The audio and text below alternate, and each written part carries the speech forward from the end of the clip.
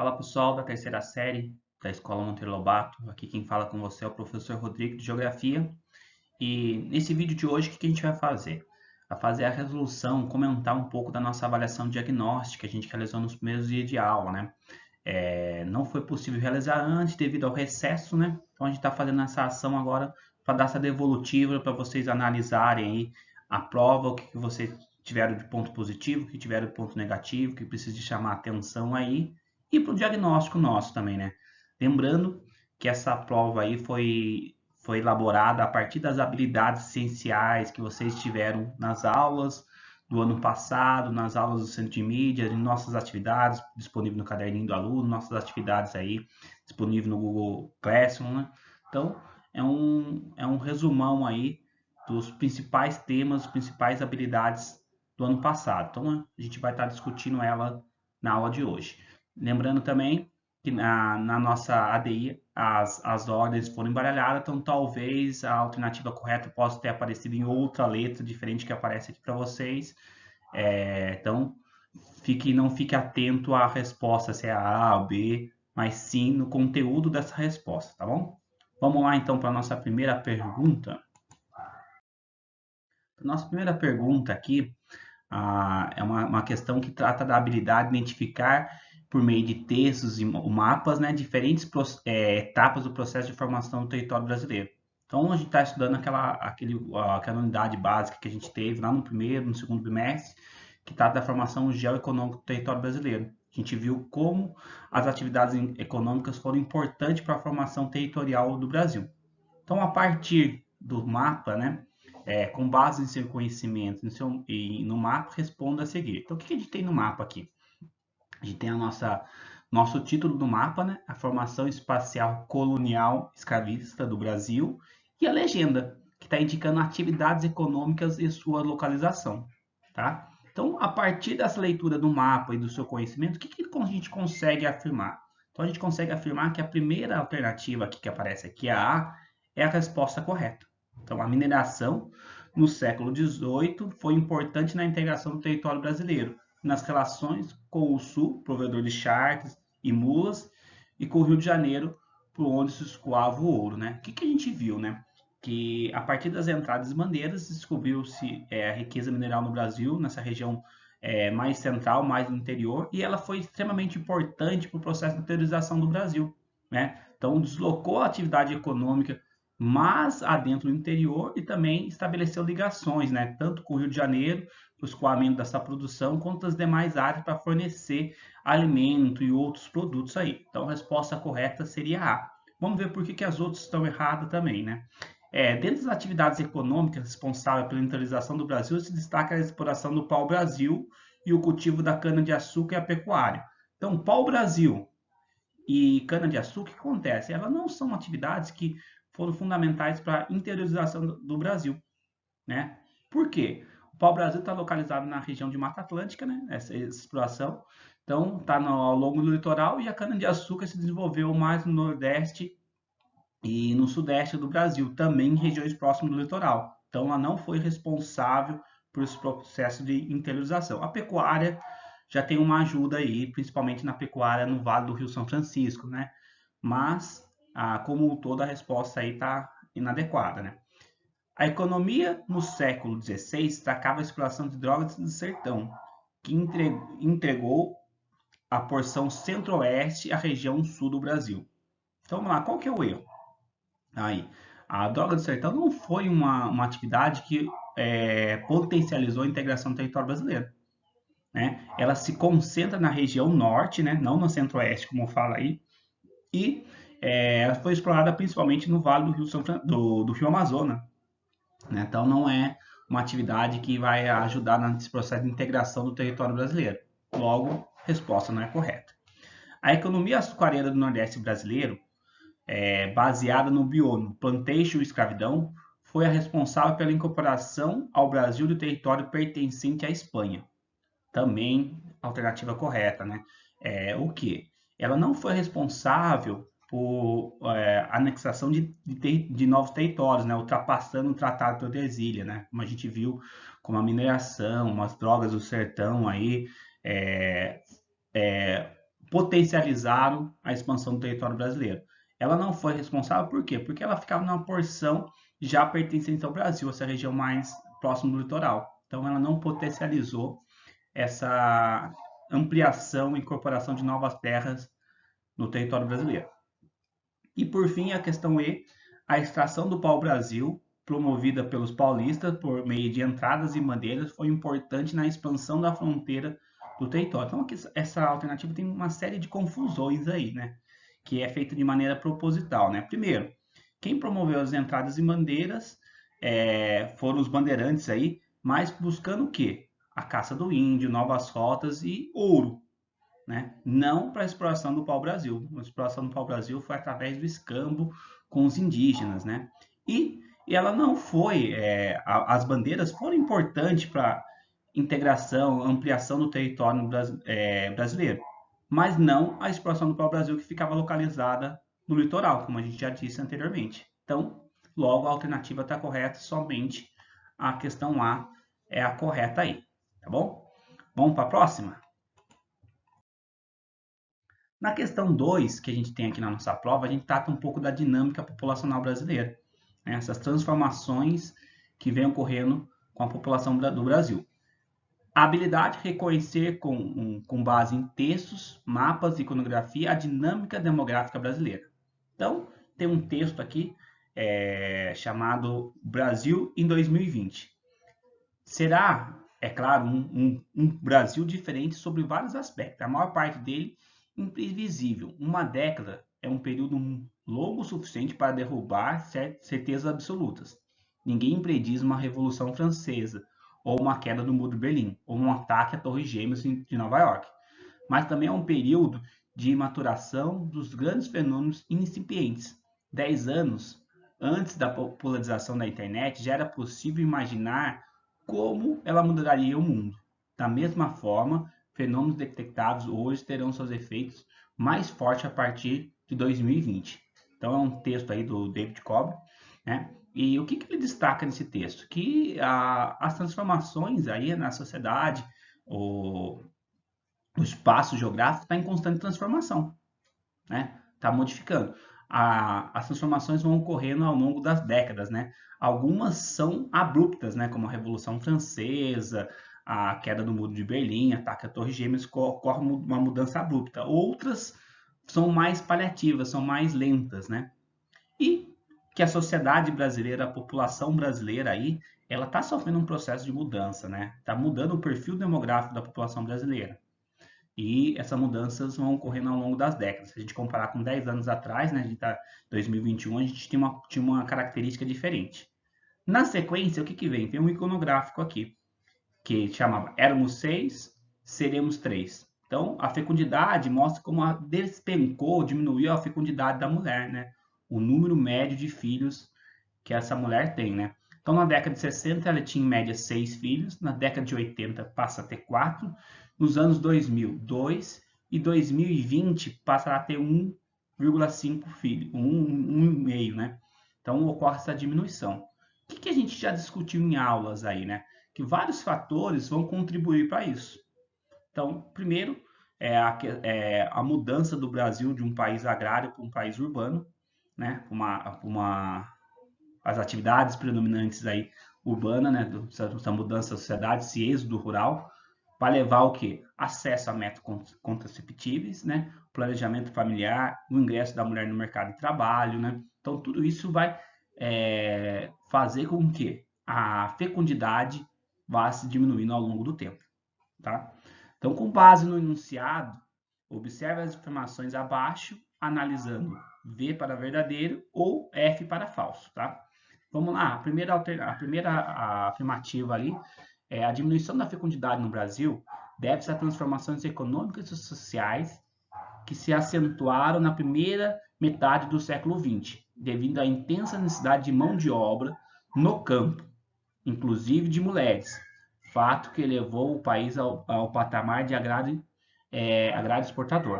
O que está errado nessa alternativa? Quem ele fala intensificação de mão de obra no campo, não.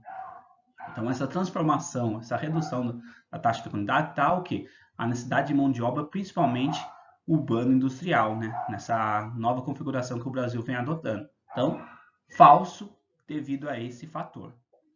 Devido a mudanças do papel social da mulher no século XX, ela deixa de viver exclusivamente no núcleo familiar, ingressando no mercado de trabalho e passando a ter acesso ao planejamento familiar e a métodos contraceptivos. Esses aspectos conjugados explicam a diminuição vertiginosa das taxas de fecundidade no Brasil.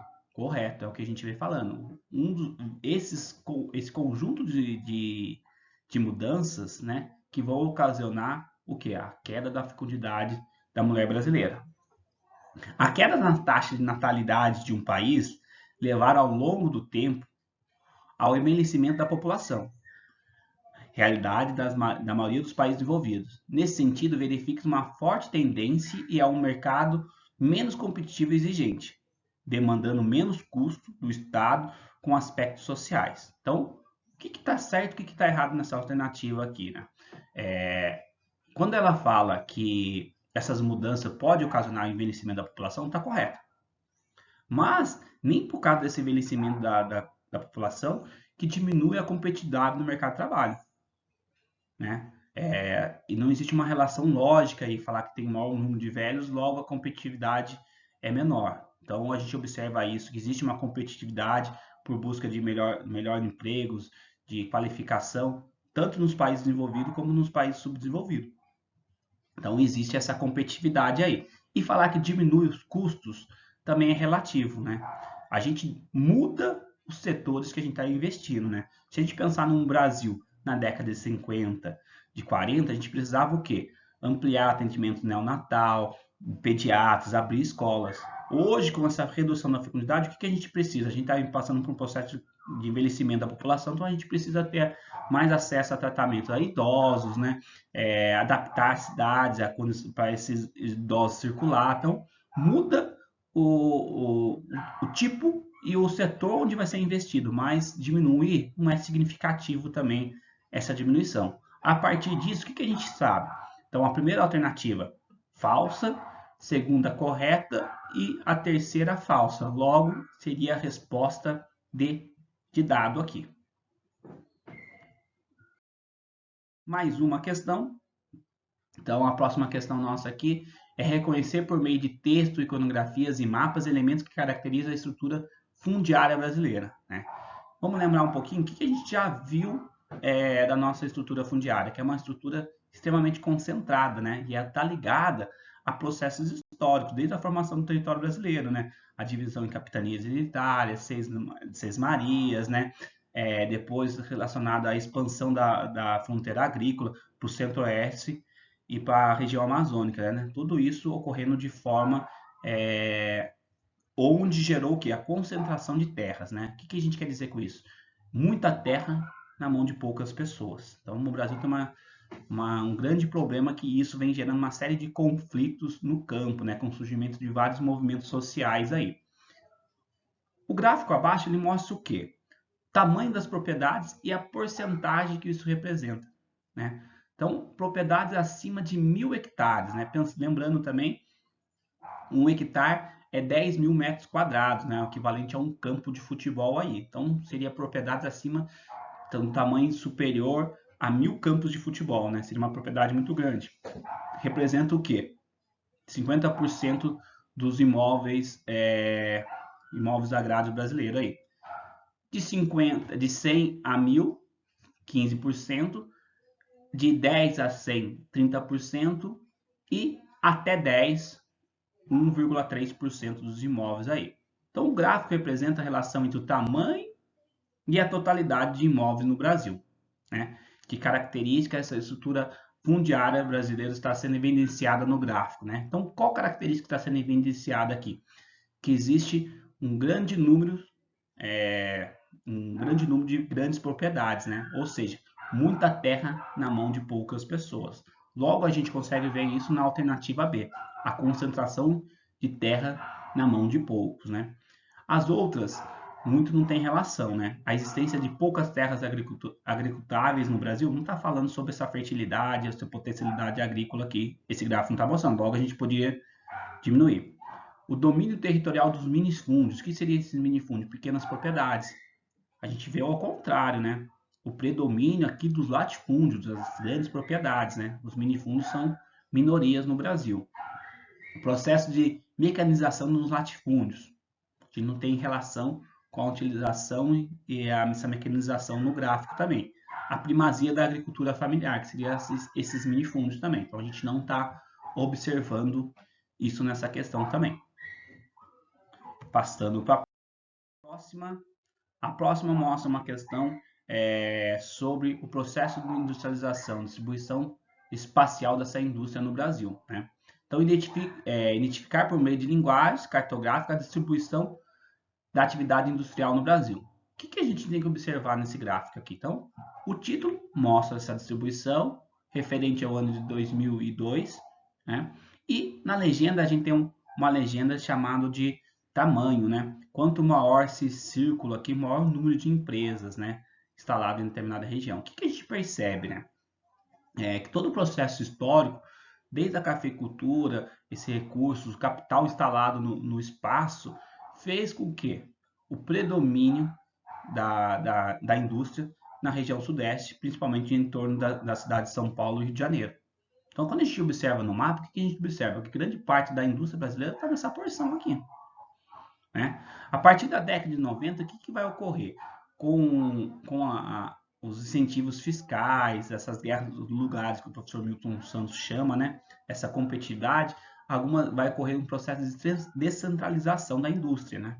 Mas vai ocorrer uma descentralização concentrada aí, né? O que a gente vai perceber? Que a indústria vai sair dessa região metropolitana de São Paulo, Rio de Janeiro, vai migrar para o interior do estado de São Paulo, a partir das grandes rodovias aí, né? Esse canal de comunicação, e vai migrar também para a região sul e um pouco do nordeste aqui. Então ela fica concentrada, né? E algumas iniciativas, como a criação da Zona Franca de Manaus, vão tentar expandir esse processo industrial para outras regiões do Brasil. Mas o que a gente vê? É uma desconcentração concentrada aqui em torno de São Paulo. Então, temos o mapa acima, né? A representação do espaço geográfico brasileiro. O que se pode perceber com a leitura do mapa, né? Quando a gente faz essa leitura. A dinâmica homogênea da industrialização brasileira, ou seja, a indústria está distribuída de forma uniforme, igual no território brasileiro? Não. A gente vê uma concentração aí, então falso. O peso que a Zona Franca de Manaus possui, graças ao fato dela sozinha ser equivalente a toda a produção industrial do centro-sul do Brasil. Então aqui, ó, região do centro, Manaus, aqui, Zona Franca de Manaus. Ela tem um número de indústria equivalente a essa região centro-sul do Brasil? Não. Muito inferior a isso, então também é falsa, né? A herança histórica de concentração industrial ocorrida na região sudeste do Brasil. Perfeito, ó. Essa herança aí que está ligada à cafeicultura, né? Que marca essa concentração industrial nessa região brasileira.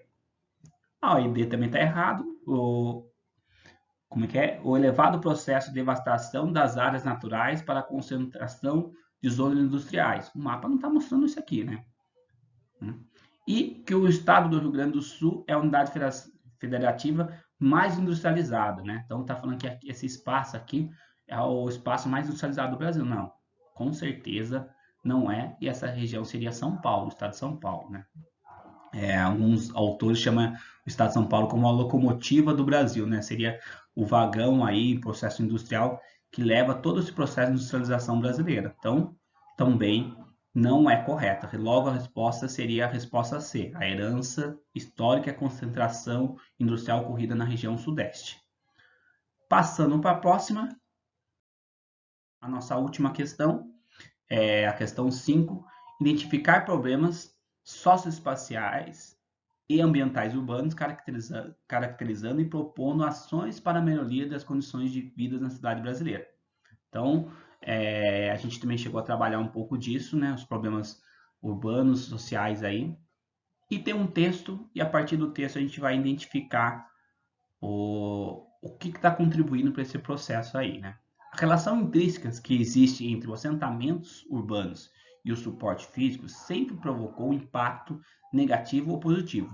As mudanças nos padrões positivos e nas dinâmicas populacionais alteram a natureza desses impactos e, consequentemente, as consequências socioambientais da aglomeração urbana. Então, uma primeira afirmação aí que está falando o quê? Que essa concentração urbana, a mudança no processo produtivo ocorrendo na sociedade urbana, o que vai ocorrer? Vai interferir nessa cidade, nesse meio físico. E esse meio físico pode ter reações positivas ou negativas, né? Ou seja, pode ocasionar impactos ou não. Há cenário alternativo que indica uma mudança nos padrões produtivos que contribui para a intensificação dos problemas ambientais urbanos. Então, o que aconteceu no mundo aí, que mudanças ocorreram no mundo que aceleraram e intensificaram esses processos que ocorrem nas cidades brasileiras e ao longo do mundo, né?